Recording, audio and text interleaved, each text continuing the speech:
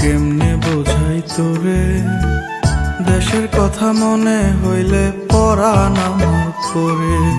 তোদের সুখের জন্যই তো থাকি দূর প্রবাসে, টাকা করি গয়নাগাটি পাঠাই প্রতি মাসে।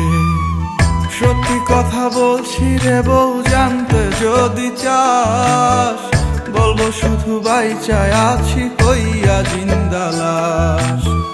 সত্যি কথা বলছি রে বউ, জানতে যদি চাস, বলবো শুধু বাইচায় আছি কইয়া।